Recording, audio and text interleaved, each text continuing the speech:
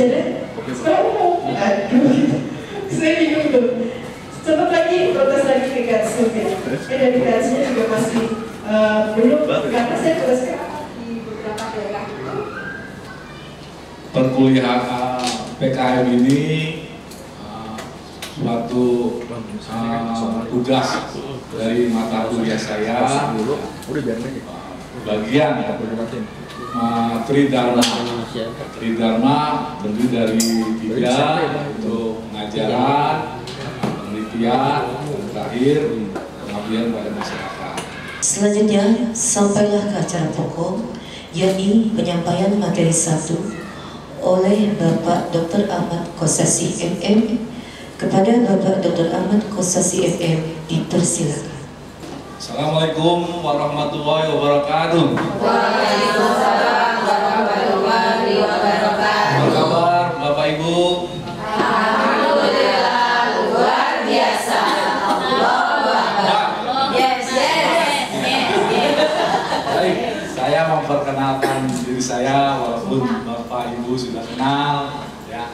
Nama saya Ahmad Kosasi, ya, saya lahir 1 November 1998.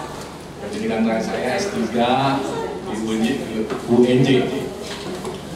Pengalaman kerja saya ya pimpinan perusahaan swasta, dosen, Hamka selama kurang lebih 18 tahun. Penelitian yang dipublikasi pada jurnal, PKM, dan narasumber. Manajemen peserta didik bahwa di dunia pendidikan peserta didik itu suatu tolak ukur keberhasilan proses belajar mengajar. Untuk itu maka sangat penting ya manajemen peserta didik. Manajemen peserta didik dapat diartikan sebagai usaha pengaturan terhadap peserta didik mulai dari peserta didik tersebut masuk sekolah sampai mereka lulus sekolah ya. Di sini ada tujuan manajemen peserta didik ya. Ada 3. Pertama, meningkatkan pengetahuan, keterampilan, dan psikomotor peserta didik. Lalu yang kedua, menyalurkan dan mengembangkan kemampuan umum, kecerdasan umum, bakat dan minat peserta didik. 3, menyalurkan aspirasi, harapan, dan memenuhi kebutuhan peserta didik. Fungsi manajemen peserta didik, 1, fungsi yang berkenaan dengan pengembangan individualitas peserta didik.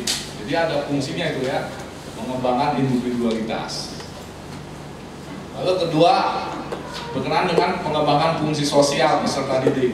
Fungsi sosialnya juga dikembangkan ya. 3, berkenaan dengan penyaluran aspirasi dan harapan peserta didik. Jadi menyalurkan juga aspirasinya. Dan terakhir, pemenuhan kebutuhan dan kesejahteraan peserta didik. Layanan khusus yang menunjang manajemen peserta didik adalah layanan bimbingan konseling yang tadi sudah disampaikan oleh Bu Siti. Di sini ada layanan bimbingan ya. Di SD di negeri juga ada kan. Lalu layanan perpustakaan dan layanan kesehatan. Nah ini buat semuanya ini bagian dari manajemen peserta didik ya. Jadi kita terapkan itu layanan kantin dan layanan asrama ya. Sini dulu lagi. Demikian pengantaran dari saya. Selanjutnya penyampaian materi kedua oleh Ibu Retno Saliwardeningsi SPD. Kepadanya dipersilakan. Kemudian, tahapan pelaksanaan GPK itu ada 2 kali. Yang pertama adalah pemahaman konsep, itu kurang lebih 12 hari, 13 hari plus pemahaman awalnya, pertemuan awalnya itu kurang lebih 13 hari. Kemudian untuk pemahaman konsep ini lebih ke konsep apa sih GPK, apa sih sekolah inklusif itu, jadi lebih ke pemahaman materinya. Namun untuk keterampilan, tahap pemahaman atau penguasaan keterampilan itu kita lebih ke praktek. Di Di situ kurang lebih juga 12-13 hari. Jadi ada identifikasi, ada asesmennya, ada PPI-nya atau program pembelajaran individu, ada modul adaptifnya, jadi modul ajar adaptif. Kalau di kurikulum Merdeka bukan RPP lagi, kalau modul ajar ya modul ajar adaptif. Jadi dari modul ajar yang ada di kelas, kita adopsi mana yang kira-kira bisa masuk untuk anak itu, sehingga mereka bisa dapat belajar di kelas yang sama dan mendapatkan materi yang sama, namun pada saat pengevaluasiannya dibedakan. Jadi di sini tuh pendidikan inklusif itu ada landasannya. Yang pertama itu ada landasan filosofis pendidikan inklusif. Nah, filosofinya itu Bu, kita Indonesia itu menggunakan apa? Pancasila Bu. Dengan keberagaman, perbedaan, kita satukan menjadi satu, yaitu Bhinneka Tunggal Ika. Itu landasan dari pendidikan inklusi yang landasan filosofi, ya, dari Pancasila, dan adanya keberagaman itu disatukan menjadi satu, fondasi yang kuat melalui Bhinneka Tunggal Ika, supaya ada penyetaraan, tidak ada perbedaan anak yang dikatakan berkebutuhan khusus dengan anak yang normal pada umumnya. Kemudian pesannya bahwa segala macam kekurangan itu bisa kita jadikan satu kelebihan yang bisa memotivasi orang lain juga supaya bisa menjadi lebih baik lagi dan hidup menjadi contoh bagi orang lain. Beli pagu. Pagu itu kumpulan puisi. Nah, waktu itu saya memberi tantangan kepada guru-guru.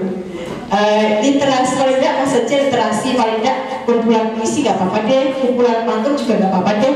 Ntar kita carikan percetakannya, kita cetak. Masya Allah, banget jadinya cerpen. Subhanallah, saya merinding juga gitu. Anak didik kita belum bisa membaca, bukan berarti dia tidak bisa membaca, gitu. Tapi mungkin memang waktunya belum di hari ini, tapi mungkin di hari ke depan.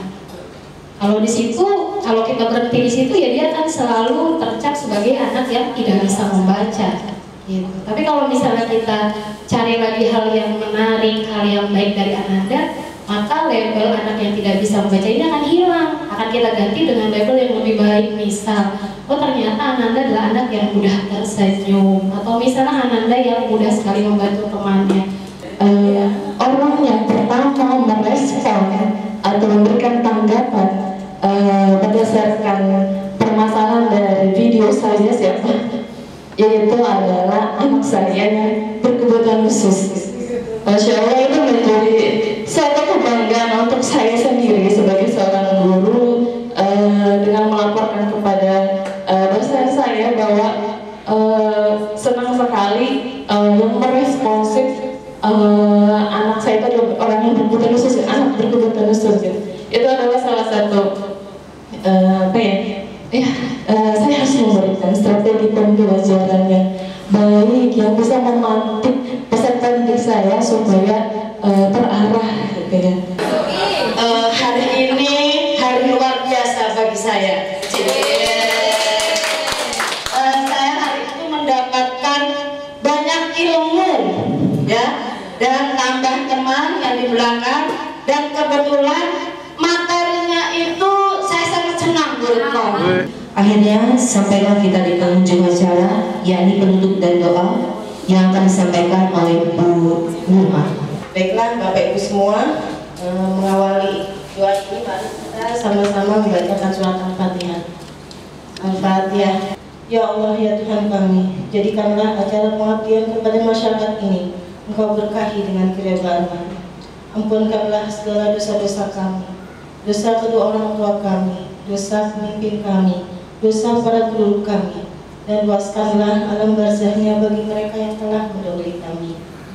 Rabbana atina fid dunya hasanah wa fil akhirati hasanah wa qina adzabannar. Subhanaka Allahumma wa bihamdika asyhadu an la ilaha illa anta astaghfiruka wa atubu ilaik.